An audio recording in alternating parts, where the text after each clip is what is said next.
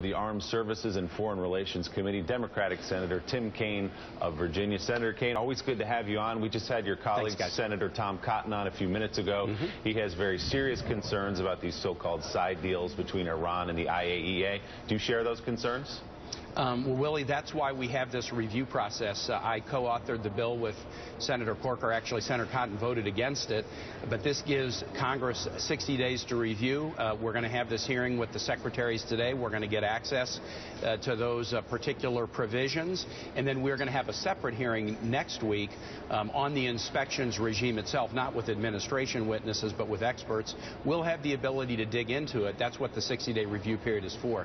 It's not unusual. There's 180 nations that are signatories to the NPT, the Non-Proliferation Treaty, and the IAEA has agreements with virtually all of them, and some of the components of the agreements with member nations the IAEA holds in confidence, but they have high credibility. Remember, the IAEA was right about Iraq and the status of their WMD program, and the United States was wrong in the early 2000s, so they have high credibility. But we'll dig into the deals, and that's all part of the question to determine whether the inspection regime is sufficient.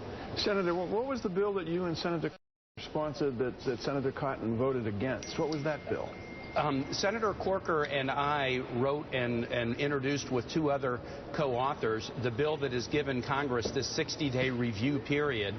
Remember, the statute that existed before we passed it in April gave the president the unilateral ability to suspend congressional sanctions, to waive or suspend them.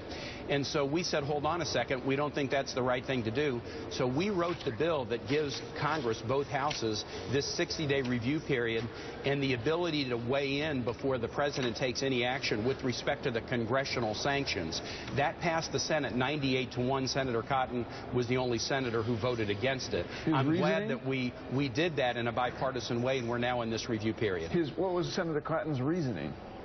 I'm not exactly sure. I think he might have felt that the review process wasn't sufficient, or that it should be a treaty that would take a two-thirds vote in the Senate.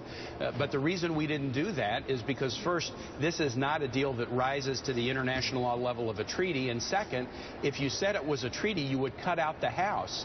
And remember, the congressional sanctions that are at the core of this deal, they weren't just put in place by the Senate. They were put in place by the House as well. So this is a deal that now gets reviewed for 60 days, and both houses have to weigh in on it, before there is going to be relief given under the congressional sanctions statute. Senator Kaine, good morning. Harold Ford. According to some press reports, Secretary Kerry has indicated that regardless of what Congress decides, that the economic and military sanctions against the Iranians will collapse. Do you believe that if these side deals, as they're quoted in the paper, turn out to be true, that indeed that might help resurrect the economic and military sanctions from the international community if the Congress decides to vote down this deal in the next 60 days? Harold, that's a good question. I think once the international community has signaled that they accept this deal, and I want to talk about why the deal is a positive for the first 15 years, but then questions that I have. But once they've signaled an acceptance of it, if Congress says, but no, we don't like the deal, and we start to part ways with the international community, I think virtually everybody believes the effectiveness of the sanctions, the ability to hold all the community together, starts to erode.